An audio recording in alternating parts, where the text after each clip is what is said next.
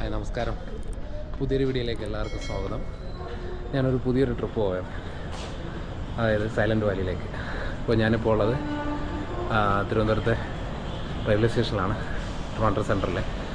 അപ്പോൾ എൻ്റെ ട്രെയിൻ ഇപ്പോൾ 8:30 മണിക്ക്, ഇപ്പോൾ രാത്രി 8:30 മണിക്ക് ഇപ്പോൾ ട്രെയിന് പിടിച്ചിട്ടിട്ടുണ്ട്. അമൃത എക്സ്പ്രസ്സിൽ പാലക്കാട് പോയി ഇറങ്ങണം. രാവിലെ 3 മണിയാകുമ്പോഴത്തേനും അവിടെ എത്തും.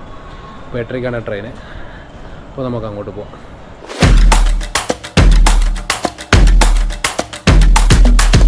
ട്രെയിൻ എടുക്കാൻ ഏതാണ്ട് സമയം 8:30ക്കാണ്. അപ്പോൾ നമുക്ക് മുന്നോട്ട് പോകാം. S3യിലാണ് എൻ്റെ 71 സീറ്റ് നമ്പർ. അപ്പോൾ ഞാൻ അതിലേക്ക് കയറാൻ പോകാം. എനിക്ക് സൈഡ് സീറ്റ് തന്നെ കിട്ടി. അപ്പോൾ എൻ്റെ സീറ്റ് നമ്പർ ഇവിടെയാണ്. അപ്പോൾ ഞാനിവിടെ നിന്ന് യാത്ര ചെയ്യാനായിട്ട് ട്രെയിനുള്ളിൽ കയറി ബുക്കായി.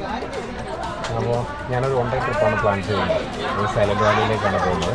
അപ്പോൾ അത് ഞാൻ ട്രെയിൻ ടിക്കറ്റ് ബുക്ക് ചെയ്തിട്ടുണ്ടായിരുന്നു ഒരാഴ്ച മുന്നേ.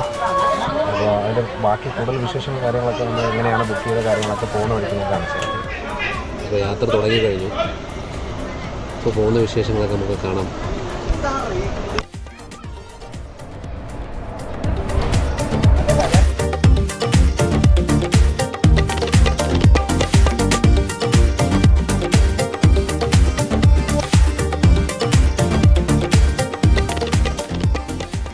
പാലക്കാട് റെയിൽവേ സ്റ്റേഷനിലെത്തി. പാലക്കാട് ജംഗ്ഷനിലുള്ള റെയിൽവേ സ്റ്റേഷൻ്റെ മുന്നിലാണുള്ളത്.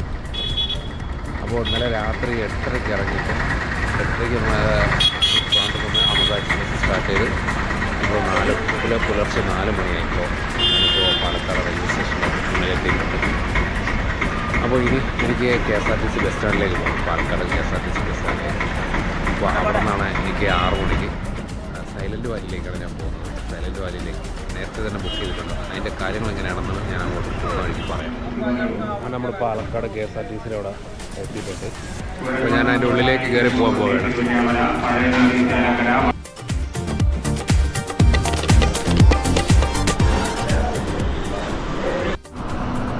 കൃത്യം 6 മണിയായപ്പോൾ തന്നെ നമ്മുടെ വണ്ടി സ്റ്റാൻഡിൽ പിടിച്ചിട്ടുണ്ട്. അപ്പോൾ നമുക്ക് ഈ ബസ്സിലാണ് കയറി പോകുന്നത്. അപ്പോൾ ഞാൻ ബസ്സിലേക്ക് കയറാൻ പോവാണ്. എൻ്റെ സീറ്റ് നമ്പർ വന്നിട്ട് 6 കയറി നോക്കാം.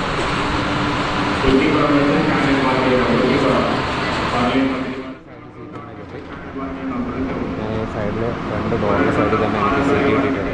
അങ്ങനെ ഞങ്ങളെ യാത്ര സ്റ്റാർട്ട് ചെയ്തിട്ടുണ്ട്. അപ്പോൾ ഇവിടെ നിന്ന് പാലക്കാട് സ്റ്റാൻഡ് കൂടെയാണ് വണ്ടി.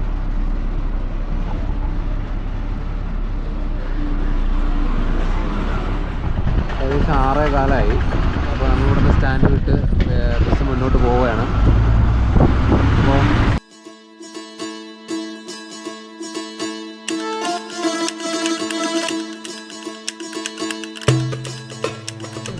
നമ്മൾ മണ്ണാർക്കാട് നിന്നും തിരിഞ്ഞ് നേരെ സൈലൻറ്റ് വാലിയുടെ ഭാഗത്തേക്ക് തിരിയണം ബസ്.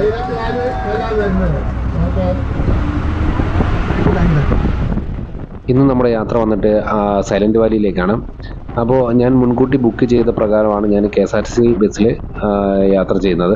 അതായത് പാലക്കാട് KSRTCയുടെ ബജറ്റ് ടൂറിസത്തിൽ ഞാൻ നേരത്തെ തന്നെ 1 മാസം മുന്നേ തന്നെ ബുക്ക് ചെയ്തതിൻ്റെ പേരിലാണ് എനിക്ക് ഇതിൽ യാത്ര ചെയ്യാൻ കഴിഞ്ഞത്. അപ്പോൾ ഞാൻ ട്രിവാൻഡ്രത്ത് നിന്ന് അമൃത എക്സ്പ്രസ്സിൽ തലേദിവസം രാത്രി 8:30ക്ക് കയറി പുലർച്ചെ 4 മണിക്കൂടെ എത്തി. 6 മണിക്കുള്ള ഈ ബസ്സിൽ കയറി ഞാൻ പോകുന്നതാണ്. ഒരാൾക്ക് വന്നിട്ട് 1250 രൂപയാണ് ചാർജ് വരുന്നത്. ഫുഡ് അടക്കമാണ് ഈ ചാർജ് വരുന്നത്. പിന്നെ ഞാൻ തിരിച്ചവർ 7 മണിയാകുമ്പോഴത്തേന് എന്നെ പാലക്കാട് ബസ് സ്റ്റാൻഡിലേക്ക് ആക്കിത്തരും. അല്ലെങ്കിൽ റെയിൽവേ സ്റ്റേഷൻ്റെ അവിടെ തന്നെ മുന്നിൽ തന്നെ അവിടെ നിർത്തിത്തരും. അത് കഴിഞ്ഞിട്ട് ഞാൻ തിരിച്ച് അമൃതയിലേക്ക് തിരുവനന്തപുരത്തേക്ക് പോകും. വണ്ടിയുടെ കണ്ടക്ടർ ചേട്ടനാണ്. ചേട്ടൻ്റെ പേരെന്താ? മഹേഷ് എന്നാണ്. സ്ഥലം എവിടെയാ? എവിടെയാ? പാലക്കാട് നിന്ന് കൊല്ലംകോട് പോകുന്ന വഴിക്ക് പെരുവം. ഓക്കെ. നമ്മുടെ ഇത് ഡ്രൈവർ ചേട്ടനാണ്. ചേട്ടൻ പേരെന്താ? മുജീബ് റഹ്മാൻ. അപ്പോൾ ഈ ബസ്സിൽ ഏകദേശം 50 പേരോളം യാത്രക്കാരുണ്ട്. ഇതിൽ ഒരു ടീമായിട്ട് തന്നെ ഒരു 35 പേരുണ്ട്. അപ്പോൾ ബാക്കി കുറച്ച് പേരേ ഉള്ളൂ പുറത്തുനിന്ന് വന്നിട്ടുള്ളത്. അവർ ബാക്കിയുള്ളവരെല്ലാവരും ഒരു ഗ്രാമത്തിൽ നിന്ന് തന്നെ വന്നതാണ്. അപ്പോൾ എൻ്റെ ആദ്യത്തെ യാത്രയാണ്. അപ്പോൾ നമുക്ക് സൈലൻറ്റ് വാലിയുടെ എന്താണ് കാര്യങ്ങളെന്ന് എനിക്കറിയില്ല. പോകുന്ന വഴിക്ക് എനിക്ക് അറിയാൻ കഴിയുള്ളൂ. പോയിട്ട് നമുക്ക് നോക്കാം എന്താണ് വിശേഷങ്ങൾ.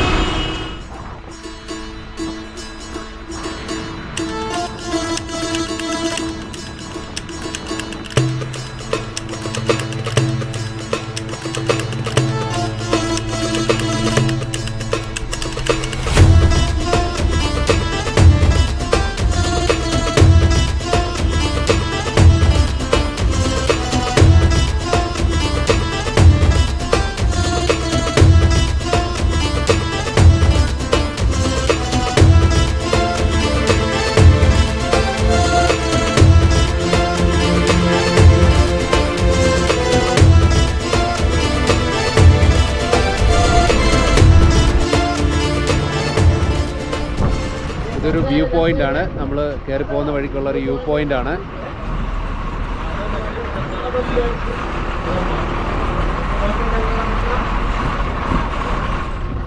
ഇവിടെ നിന്നാണ് നമുക്ക് ലെഫ്റ്റ് തിരിഞ്ഞാണ് പോകേണ്ടത്. ഇവിടെ നിന്ന് ഇങ്ങോട്ടേക്കാണ് സൈലന്റ് വാലിയിലേക്ക് തിരിഞ്ഞ് പോകുന്നത്.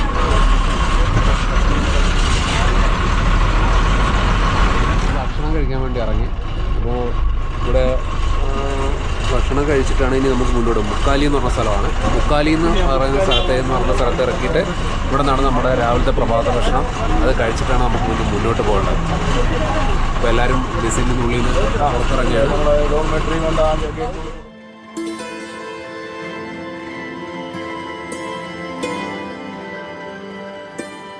ഇവിടെ ഭക്ഷണം കഴിക്കാനായിട്ട് നമുക്ക് ഇവിടെയാണ് ഭക്ഷണം ഒരുക്കിയിരിക്കുന്നത്. അപ്പോൾ നമുക്ക് അങ്ങോട്ട് പോയി ഭക്ഷണം കഴിക്കാം. യൂട്യൂബ് ചാനൽ യൂട്യൂബിന്റെ നെയിം ട്രിപ്പ് ഹാക്കർ. എല്ലാ ചാനലും ഞാൻ ഫോളോ ചെയ്തുകൊണ്ടിരിക്കുന്നത്. നമ്മളെ ചാനലും കൂടെ ഒന്ന് ഫോളോ ചെയ്തേക്കാം. മുഴുവൻ ഉണ്ടാവുമല്ലേ? മുഴുവൻ ഉണ്ടാവും. ഇതാണ് നമ്മൾ വന്ന ബസ് അവിടെ ഒതുക്കിയിട്ടുണ്ട്. ഇനി നമുക്ക് തിരിച്ച് പോകാൻ, നമുക്ക് മുകളിലോട്ട് പോകേണ്ടതെന്ന് പറഞ്ഞാൽ അവരുടെ തന്നെ വണ്ടിയാണ്. അതല്ല, KSRTC ബസ്സിലല്ല. ഇവിടെ നിന്ന് ചിലപ്പോൾ ജീപ്പിലോ അല്ലെങ്കിൽ വാനിലോ ആയിരിക്കും പോകേണ്ടത്. അപ്പോൾ അത് ഫുഡ് കഴിച്ചതിന് ശേഷം മാത്രമേ നമുക്ക് അതിനെപ്പറ്റി അറിയാൻ പറ്റുള്ളൂ. എന്നാലും നമുക്ക് ആദ്യം ഫുഡ് കഴിച്ചിട്ട് ബാക്കിയുള്ള വിശേഷങ്ങൾ കാണാം. അപ്പോൾ ഫുഡ് വാങ്ങാനായിട്ട് എല്ലാവരും പാത്രം എടുത്തു. ഞാനെന്താ പാത്രം എടുത്ത് അവിടെ നിന്ന് കൗണ്ടറിൽ നിന്ന് വാങ്ങണം. നമുക്ക് ആവശ്യമുള്ള ഭക്ഷണം അവർ അവിടെ നിന്ന് തരും.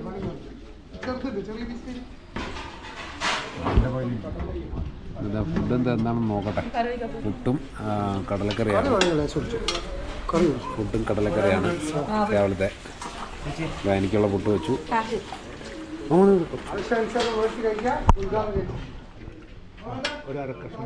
കറി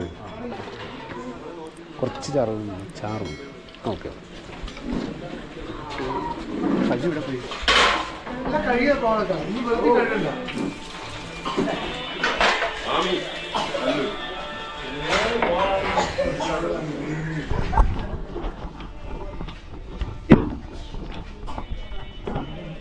അപ്പോൾ ഞാനെന്തായാലും കഴിക്കാൻ പോകണം.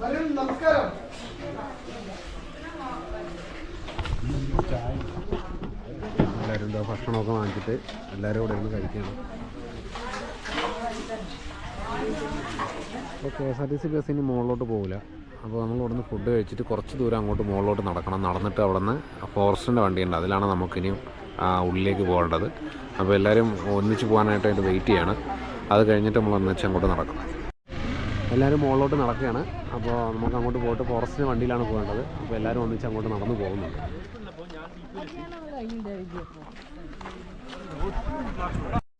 ഇവിടെ നിന്നാണ് നമുക്ക് വണ്ടി അറേഞ്ച് ചെയ്തിരിക്കുന്നത്. നമുക്ക് വണ്ടി അറേഞ്ച് ചെയ്തിട്ടുണ്ട്. അപ്പോൾ ഇവിടെ നിന്ന് നമുക്ക് മുകളിലോട്ട് കയറി പോവാം. അതെ, അപ്പോൾ സൈലന്റ് ആവുമ്പോഴാണ് ലയിക്കാൻ പറ്റുള്ളൂ കേട്ടോ. നമുക്ക് 52 പേരുണ്ട് ആ ബസ്സിൽ.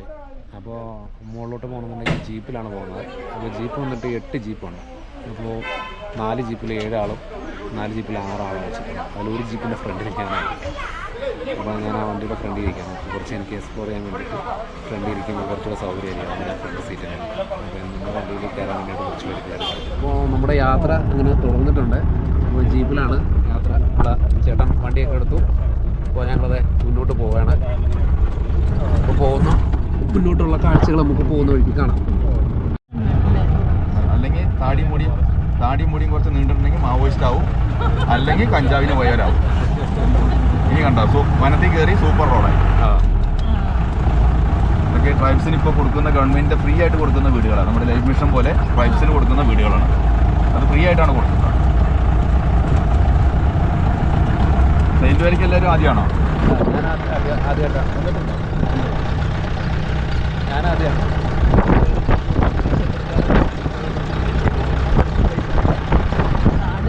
അതായത് ഒരു പരിസ്ഥിതിവാദി, ഒരു പ്രകൃതി സ്നേഹി, ആ ഗണത്തിൽ പെടുന്നവർക്ക് മാത്രമേ ഈ യാത്ര ഇഷ്ടപ്പെടൂ. അതായത് സൈലന്റ് വാലി ഒരു ബയോഡൈവേഴ്സിറ്റിയാണ്. ജന്തു സസ്യ ജൈവ വൈവിധ്യത്തിൻ്റെ ഒരു കലവറ. എല്ലാ സ്പീഷീസുകളുടെയും ഒരു ജീൻ പൂളാണ്. കേരളത്തിലെ കാടുകളിൽ നമ്മുടെ ട്രൈബൽ വിഭാഗത്തിൽപ്പെട്ട ആൾക്കാർ കുടിൽ കെട്ടി താമസിക്കാത്ത ഒരേ ഒരു കാട് ഈ സൈലന്റ് വാലി മാത്രമേ ഉള്ളൂ. അതുകൊണ്ടാണ് സൈലന്റ് വാലിയെ കന്യാവനം, വെർജിൻ ഫോറസ്റ്റ് എന്നീ വിശേഷണങ്ങൾ കൊണ്ട് നമ്മൾ അറിയപ്പെടുന്നത്. നമ്മൾ പോകുന്നതിൽ 2 സോണായിട്ട് ഇതിനെ ഡിവൈഡ് ചെയ്തിട്ടുണ്ട്. ബഫർ ഏരിയ, കോർ ഏരിയ എന്ന് പറഞ്ഞിട്ട്. അതായത് കാതൽ മേഖല, കരുതൽ മേഖല. നമ്മൾ യഥാർത്ഥ സൈലന്റ് വാലിക്ക് പ്രവേശിക്കണമെങ്കിൽ നമ്മൾ ഈ കരുതൽ മേഖലയിലൂടെ 21 കിലോമീറ്റർ യാത്ര ചെയ്യണം. 21 കിലോമീറ്റർ യാത്ര ചെയ്യുന്നതിന് നമ്മൾ 3 ടൈപ്പോളം ഫോറസ്റ്റിലൂടെ നമ്മുടെ യാത്ര പോകും. ഫസ്റ്റ് ഒരു 12 കിലോമീറ്റർ നമുക്ക് മോയിസ്റ്റ് ഡെസ്യൂഡീസ് എന്ന് പറയും. അത് കഴിഞ്ഞ് സെമി എവർഗ്രീൻ വരും. അത് കഴിഞ്ഞ് എവർഗ്രീൻ റെയിൻ ഫോറസ്റ്റ് വരും. ശരിക്കും യഥാർത്ഥ സൈലന്റ് വാലി എന്ന് പറയുന്നത് എവർഗ്രീൻ റെയിൻ ഫോറസ്റ്റാണ്. അത് സമുദ്രനിരപ്പിൽ നിന്ന് 800 മീറ്റർ മുതൽ 2383 മീറ്റർ വരെ ഉയരത്തിലാണ് സ്ഥിതി ചെയ്യുന്നത്. അതിൽ 1030 മീറ്റർ ഉയരമുള്ള ഒരു സ്ഥലത്താണ് നമ്മുടെ ഈ റോഡ് ചെന്ന് അവസാനിക്കുന്നത്. ഭരണ സംവിധാനത്തിന് വേണ്ടി, പ്രൊട്ടക്ഷന് വേണ്ടി ഇതിനെ 4 സെക്ഷനായിട്ട് ഡിവൈഡ് ചെയ്തിട്ട് അതിലൊരു സെക്ഷനിൽ മാത്രമേ വാഹനം ചെല്ലുള്ളൂ. അതിൻ്റെ പേരാണ് സൈലന്ത്രി. അത് ഈ മൈൽ സ്റ്റോണിലൊക്കെ കാണുന്ന അതാണ്. അവിടെ നിന്ന് കാനനപാതയിലൂടെ ട്രക്ക് പാത്ത് ഉണ്ട്. 8 കിലോമീറ്റർ, ഏകദേശം 10 കിലോമീറ്റർ, 18 കിലോമീറ്ററോളം സഞ്ചരിച്ച് കഴിഞ്ഞാൽ പൂച്ചപ്പാറ, നീലിക്കല്ല്, വാളക്കാട്, ഇങ്ങനെ 4 സെക്ഷനിൽ സ്റ്റാഫുകൾ നിന്നിട്ടാണ് ഈ ഫോറസ്റ്റിൻ്റെ പ്രൊട്ടക്ഷൻ്റെ ജോലികൾ നോക്കുന്നത്. അത് 89.52 ചതുരശ്ര കിലോമീറ്ററിലാണ് ഈ സൈലന്റ് വാലി കോർ ഏരിയ സ്ഥിതി ചെയ്യുന്നത്. അതിൻ്റെ ബഫർ ഏരിയ 148 ചതുരശ്ര കിലോമീറ്ററിൽ പാലക്കാട്, മലപ്പുറം ജില്ലകളിലാണ് സ്ഥിതി ചെയ്യുന്നത്. സൈലന്റ് വാലി പാലക്കാട് ജില്ലയിൽ തന്നെ. അതിൽ നമ്മൾ ഈ 3 ടൈപ്പ് ഫോറസ്റ്റിൽ ഏകദേശം ഒരു 8 കിലോമീറ്ററോളം നമ്മൾ റോഡിൻ്റെ ഒരു സൈഡ് കാപ്പിയും കുരുമുളകും കാണും. ഇത് വനഭൂമി തന്നെയാണ്. പണ്ടത്തെ 1 രൂപ ലീസ് എന്ന് പറയുന്ന ലീസ് വ്യവസ്ഥയിൽ അട്ടപ്പാടി മേഖലയിൽ ആദിവാസി വിഭാഗത്തിൽ 3 വിഭാഗം താമസിക്കുന്നുണ്ട്. അവർക്ക് പട്ടിണിയില്ലാതെ ജീവിക്കാൻ വേണ്ടി, ഒരു തൊഴിലിന് വേണ്ടി വനഭൂമി ഒരു ലീസ് വ്യവസ്ഥയിൽ ഡിസ്ട്രിക്ട് കളക്ടർ ചെയർമാനായും ITDB പ്രൊജക്ടർ ഓഫീസർ സെക്രട്ടറി ആയിട്ടും ഒരു ട്രൈബൽ ഫാമിംഗ് സൊസൈറ്റിയുടെ അണ്ടറിലാണ് ഇത് പ്രവർത്തിക്കുന്നത്. ACFS എന്ന് പറയും. അതായത് അട്ടപ്പാടി കോഓപ്പറേറ്റീവ് ഫാമിംഗ് സൊസൈറ്റി. ഇത് കരിവര ഫാമിംഗ് സൊസൈറ്റീൻ്റെ അണ്ടറിലൂടെയാണ് പോകുന്നത്. ഈ ട്രൈബ്സിന് വെറുതെ പൈസ കൊടുക്കാൻ പറ്റില്ലല്ലോ. അപ്പോൾ അവരെ കൊണ്ടൊരു തൊഴിലെടുപ്പിക്കുക. തൊഴിലെന്താണെന്ന് വെച്ചാൽ ഇതിൻ്റെ കാട് വെട്ടുക, കാപ്പിയുടെ കുരുമുളകിൻ്റെയും കളക്ഷൻ ആകുമ്പോൾ അത് പറിച്ചെടുക്കുക, 20 അടി വരെ മരങ്ങളുടെ ഷെയ്ഡ് ഇറക്കുക, കാപ്പി മുകളിലേക്ക് ഉയർന്നു പോകുമ്പോൾ അത് കവാത്ത് ചെയ്യുക. ഇതൊക്കെയാണ്. അപ്പോൾ 360 ദിവസം തൊഴിലെടുക്കാൻ താല്പര്യപ്പെട്ട് വരുന്ന വ്യക്തികൾക്ക് നിശ്ചിത സമയം മുതൽ നിശ്ചിത സമയം വരെ പണിയെടുത്താൽ ഒരു നിശ്ചിത കൂലി കിട്ടും. ആ കൂലിയിൽ നിന്ന് അരിസാധനങ്ങൾ മേടിച്ച് അവർക്ക് ഉപജീവനം നടത്താം. നാളെ ഒരു തൊഴിലിടം തേടി പോകേണ്ട കാര്യം അവർക്കില്ല. ഇങ്ങനത്തെ 4 ട്രൈബൽ ഫാമുകളുണ്ട്. ആദ്യം തന്നെ പറയട്ടെ, അട്ടപ്പാടി എന്ന് പറഞ്ഞാൽ ഒരു സ്പോട്ടായിട്ടൊരു സ്ഥലമല്ല. മൊത്തം ഏരിയയ്ക്ക് പറയുന്ന പേര് അട്ടപ്പാടി. വിസ്തീർണത്തിന് നമ്മുടെ ഏറ്റവും ചെറിയ ജില്ലയായ ആലപ്പുഴ ജില്ലയോളം വലിപ്പം വരുന്നുണ്ട് ഈ അട്ടപ്പാടി. 745 ചതുരശ്ര കിലോമീറ്റർ ഭൂവിസ്തൃതിയുള്ളൊരു പ്രദേശമാണ് ഈ അട്ടപ്പാടി. അതിൽ പോപ്പുലേഷൻ കുറവാണ്. അതിൻ്റെ കാരണം എന്താണെന്ന് ചോദിച്ചാൽ അതിൽ 444ഓളം ചതുരശ്ര കിലോമീറ്റർ വനഭൂമിയായിട്ട് വരുന്നുണ്ട്. ബാക്കിയുള്ള സ്ഥലത്തെ കിഴക്കൻ അട്ടപ്പാടി, പടിഞ്ഞാറൻ അട്ടപ്പാടി എന്ന് പറഞ്ഞ് 2ആയിട്ട് ഡിവൈഡ് ചെയ്തിട്ടുണ്ട്. അതിൽ കിഴക്കൻ അട്ടപ്പാടിയിൽ 2 ട്രൈബൽ ഫാമുകളുണ്ട്, വരടിമല, പോത്തുപ്പാടി. പടിഞ്ഞാറൻ അട്ടപ്പാടിയിൽ 2 ഫാമുണ്ട്, കരിവര, ചിന്തേക്കി. അതിൽ കരിവര ഫാമിംഗ് സൊസൈറ്റിയുടെ ഒരു ഇതിലൂടെയാണ് നമ്മുടെ ഈ ഒരു 1 സൈഡ് കാണുന്നത്.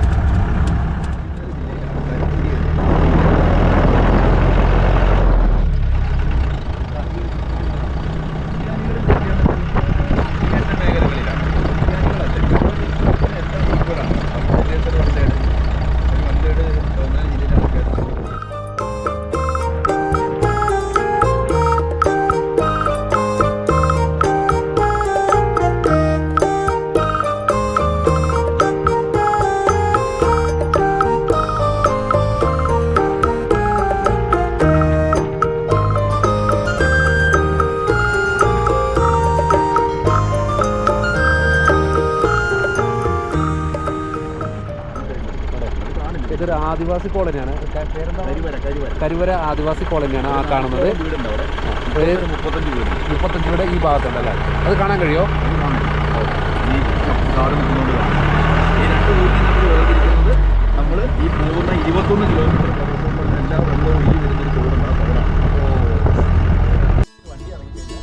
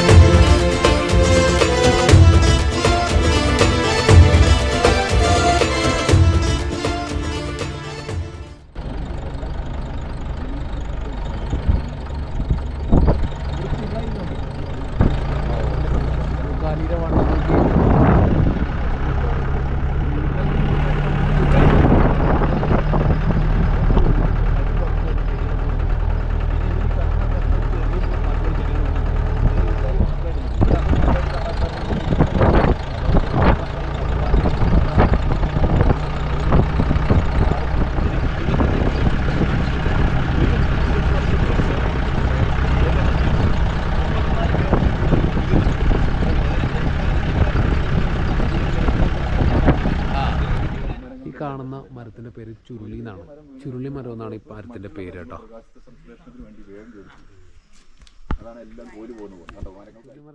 പണ്ട് ബ്രിട്ടീഷുകാരുടെ കാലത്ത് അവർ റെയിൽവേക്ക് സ്ലീപ്പറായിട്ട് ഒരു മരക്കട്ട കടന്നിരുന്നു. അതിനാണ് കൂടുതൽ കൊണ്ടുപോയത്. പിന്നെ അവരുടെ പായ്ക്കപ്പലുകളുണ്ട്, അതിന്റെ അടിത്തട്ടുകൾ മെയിൻറ്റെയിൻ ചെയ്തിരിക്കുന്നതും ഈ മരം വെച്ചിട്ട്. മാത്രമല്ല പണ്ട് ആശാരിമാർ പണിക്ക് വിളിച്ചാൽ ഇത് വരില്ല, കാരണം അവരുടെ ഉള്ളിയുടെ തുമ്പ്, ആയുധത്തിന്റെ തുമ്പൊക്കെ കൊട്ടിപ്പോവും, ആണി അടിച്ചാൽ കയറില്ല. പിന്നെ നമ്മുടെ മനകളുണ്ടല്ലോ, മനകള്, അതിലൊക്കെ ഇരിക്കുന്ന ഒറ്റ തൂണായിട്ട് ഇരിക്കുന്നതാണ്. അതാണ് ഈ മരങ്ങൾ ഒന്നും ഇപ്പോഴും കേടുവരാതിരിക്കുന്നത്. കാരണം എന്ന് വെച്ചാൽ അതൊക്കെ അങ്ങനെ തന്നെ ഇരിക്കും. അതാണ് ഈ മനയൊക്കെ പൊളിക്കുമ്പോൾ ഈ മരത്തിന് ഇത്രയും ഓഫർ വരുന്നതിന്റെ കാരണം. ഒരു മരം പോലും അതിന്റെ നശിച്ചിട്ടുണ്ടാവില്ല, കേട് വന്നിട്ടുണ്ടാവില്ല. അപ്പൊ അവര് ഇതിനകത്ത് സെലക്ട് ചെയ്ത് അവരെന്ന് വെച്ചാൽ അവരിവിടെ വന്നുകൊണ്ട് നമുക്കെന്ന് വെച്ചാൽ നമുക്ക്, അല്ലെങ്കിൽ ബ്രിട്ടീഷുകാർ നമ്മുടെ രാജ്യത്തെ കുറേ ക്രൂരതകളൊക്കെ ചെയ്തിട്ടുണ്ടെങ്കിലും അവരിവിടെ വന്നുകൊണ്ട് നമുക്ക് ഇംഗ്ലീഷ് വിദ്യാഭ്യാസം മറ്റുള്ള രീതിയിൽ ഒരു 40 കൊല്ലം പുറകിലേക്ക് പോയാൽ അവർ വന്നില്ലായിരുന്നെങ്കിൽ എന്ന് തോന്നുക കേട്ടോ. കാരണം എന്താ വെച്ചാൽ ഇപ്പോഴത്തെ രാഷ്ട്രീയ ഇതൊക്കെ വെച്ച് നോക്കുമ്പോൾ കേട്ടോ, കാരണം ഇപ്പോഴത്തെ ഈ ഉദ്യോഗസ്ഥ രാഷ്ട്രീയ ബാന്ധവൊക്കെ വെച്ച് നോക്കുമ്പോൾ നമുക്ക് തോന്നുകയാണ് അവരുണ്ടായിരുന്നെങ്കിൽ കുറച്ചും കൂടി ഇവിടെ ഡെവലപ്മെന്റ് വന്നേനെന്ന്. മറ്റേ കാര്യങ്ങൾ മാറ്റി നിർത്തിയാൽ കേട്ടോ, ഇത് നമ്മുടെ അടിച്ചമർത്തലും മറ്റുള്ള പ്രശ്നങ്ങളും. ഇതൊരു കാട്ടുപ്ലാവാണ്. ഏകദേശം ഒരു 200 വർഷം പഴക്കമുണ്ടെന്നാണ് ഫോറസ്റ്റ് ഡിപ്പാർട്ട്മെൻറ്റിൻ്റെ കണ്ടെത്തൽ. ഈ കാണുന്നത് അങ്ങോട്ട് മുന്നോട്ട് പോയി കാണാം. ഇത്രയും പറയില്ല, കൃത്യമാണ് ഇതിൻ്റെ ഉള്ളു തുളത്തിൽ ലെയർ നോക്കിയിട്ടാണ് പറയുന്നത്. ഈ ഉള്ളു തുളച്ച് കഴിഞ്ഞ് തുടങ്ങി ശരീരത്തിൽ അതിന് ചക്കയുടെ ചെറിയ ഇതൊക്കെ നിപ്പുണ്ട്, ചെറിയ കായ് നിപ്പുണ്ട്, കായ് വരുന്നത് മുകളിലൊക്കെ മലയാളം തിന്നും. അവരുടെ ഒരു 5 സ്റ്റാർ ഹോട്ടലാണ്, ഒരു 5 സ്റ്റാർ ഹോട്ടലാണ്. മൃഗങ്ങളുടെ 5 സ്റ്റാർ ഹോട്ടലാണല്ലേ? അത് കൊള്ളാം, അത് പൊളിച്ച്.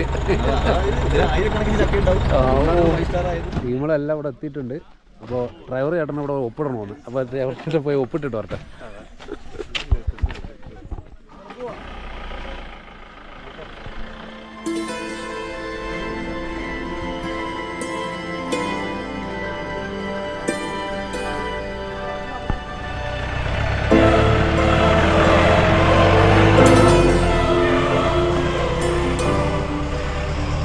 താമസിക്കണമെങ്കിൽ പെർ ഹെഡിന് 3500 രൂപ വരും. അതിൽ ഫുഡ് വരുന്നുണ്ട്, അക്കോമഡേഷൻ വരുന്നുണ്ട്, സെയിൻറ്റ് വാലി സന്ദർശനം വരുന്നുണ്ട്, വാഹന വാടക വരുന്നുണ്ട്.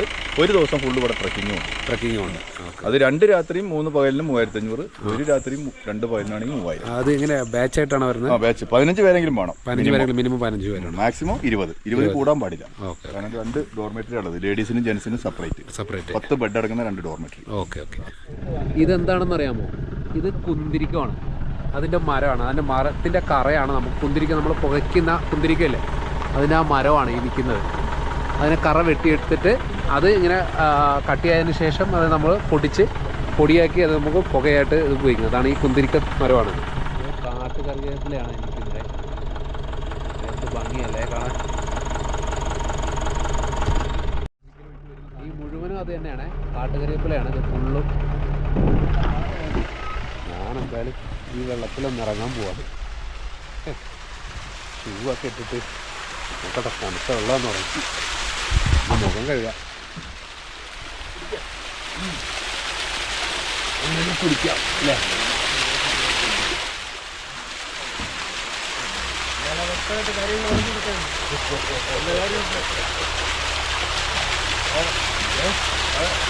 ഡിസ്കവറിക്കാരനോ? ഇതിലെല്ലാ കാര്യങ്ങളും പറഞ്ഞ് ബോധ്യപ്പെടുത്തി.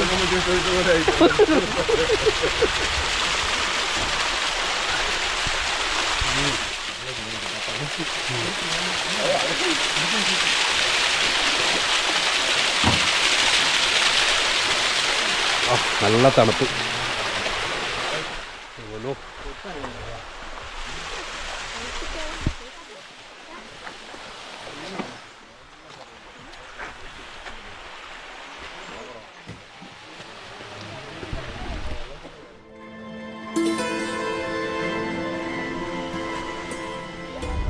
ഇപ്പോൾ നമ്മൾ സൈലന്റ് വാലി എന്ന് കേൾക്കുമ്പോൾ നമുക്കൊരു ചിത്രം കാണാം. നമ്മളിപ്പോൾ ഗൂഗിളിലൊക്കെ സെർച്ച് ചെയ്യുമ്പോൾ നമുക്ക് കിട്ടുന്ന ഒരു ചിത്രമുണ്ട്. ആ ചിത്രത്തിൻ്റെ മുന്നിലേക്കാണ് ഇപ്പോൾ നമ്മൾ എത്തിപ്പെടാൻ പോകുന്നത്. ഇതേ സൈലന്റ് വാലിയുടെ ആ കവാടത്തിലേക്ക്.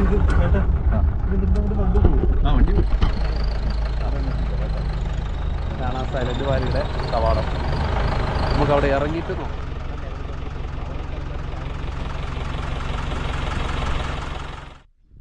അപ്പോൾ ഭവാനിപ്പുഴ ഈ ഭാഗത്താണ് വരുന്നത്. അപ്പോൾ ഇവിടെ മഴ പെയ്ത് കഴിഞ്ഞാൽ ഈ ഭാഗത്തേക്ക് പോകുന്ന വെള്ളം ഭവാനിപ്പുഴയിലേക്ക് പോകും. ഇത് ഈ ലെഫ്റ്റ് സൈഡ് വന്നിട്ട് കുന്തിപ്പുഴയിലേക്ക് പോകും. ഇപ്പോൾ 2 സൈഡിലേക്ക് പോകുന്ന വെള്ളം 2 ഭാഗത്തേക്ക് പോയി കഴിഞ്ഞാൽ 2 കടൽ ഭാഗത്തേക്കാണ് പോകുന്നത്. ഈ ഭാഗത്തേക്ക് പോയി കഴിഞ്ഞാൽ നേരെ ബംഗാൾ ഉൾക്കടലിലേക്ക് പോകുന്നു, അതായത് കിഴക്ക് ഭാഗത്തേക്ക് ഒഴുകിപ്പോകും. ഇത് നമ്മൾ പടിഞ്ഞാറ് അറബിക്കടലിലേക്ക് പോകുന്ന വെള്ളങ്ങളെല്ലാം ഈ സൈഡിലായിട്ടാണ് ഒഴുകിപ്പോകുന്നത്. അതായത് ഇവിടെ നിന്നാണ് വേർതിരിഞ്ഞ് പോകുന്ന സ്ഥലം. സൈലന്റ് വാലിയുടെ വിശേഷങ്ങൾ ഒരുപാടുണ്ട്.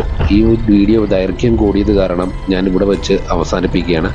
അടുത്തൊരു ഭാഗമായിട്ട് ഇതിൻ്റെ ബാക്കി ഭാഗം കാണിക്കുന്നതായിരിക്കും. അതുവരേക്കും എല്ലാവർക്കും നന്ദി, നമസ്കാരം, ബൈ ബൈ.